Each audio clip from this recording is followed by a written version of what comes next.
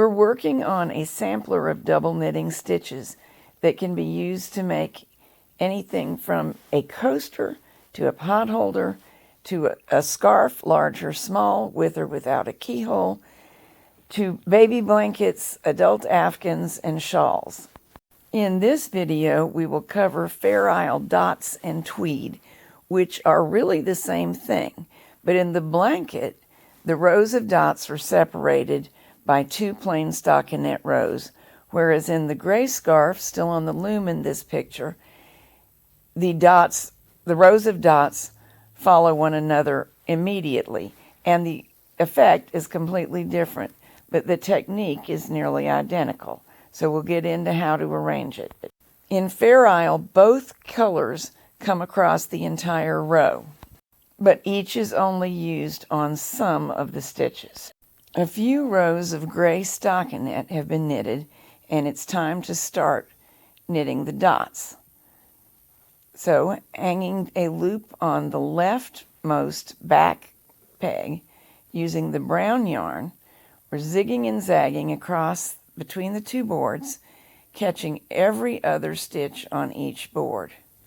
Lock the last one in position simply by knitting it over. The brown yarn will rest at the right end of the board, and now we'll take the gray yarn and zig and zag across, wrapping the alternate sets of stitches. Very easy to see where to go for this wrap. And normally when we wrap to and fro, we wrap all the way to the right and then all the way to the left. This will be an exception. The Fairisle Wrap, or this style of Fairisle Wrap, there's more than one, but I'm showing you this one, ends at the right side if you start at the left side. And now we simply knit over every stitch, and some of them are in a new color. To get the effect of the afghan, where the rows of dots are spaced so they look like dots, we would now knit 2 plain stockinette rows. But for this scarf, we're going to follow this dotted row with an additional dotted row and one more behind that, and keep going as long as you want. Actually, an entire project can be made of dots. If you put all the rows together like we are doing, or as we are doing for the scarf, the effect is tweed.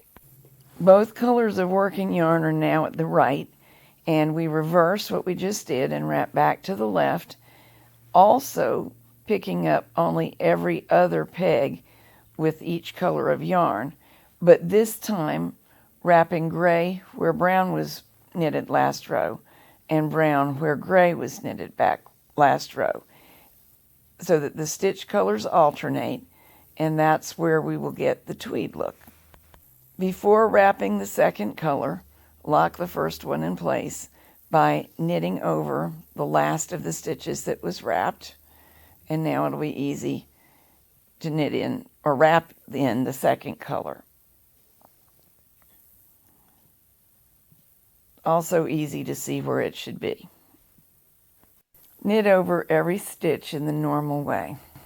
Here I'm knitting a 3rd row in exactly the same manner as we have previously. I've simply changed the angle and the lighting because we were getting a little bit of glare from the light I had before, and it's always good to get more than one look at any particular process. So that's all this is, a repetition of what has already happened. In a moment, I'm going to run out of the gray yarn. So I thought it would be a good time to show you how to join the yarn in double knitting without having the join show. In double knitting, there are 2 faces to the fabric, and because of that, if we knot neatly and leave some yarn strand extending from the knot, we can get it trapped between the 2 faces of the fabric.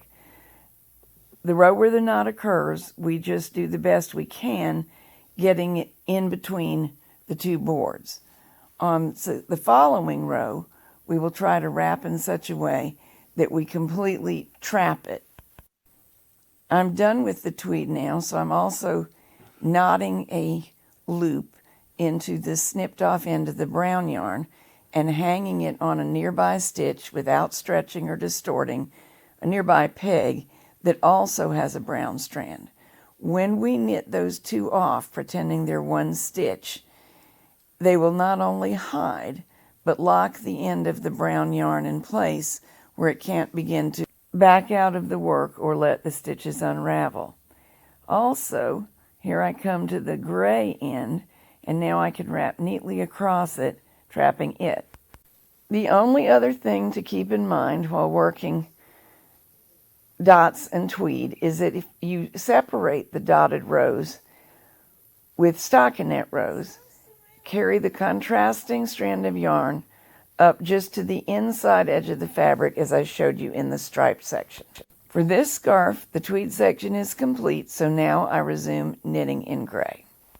You can find many more double knitting board projects in my Picture This book on Ravelry.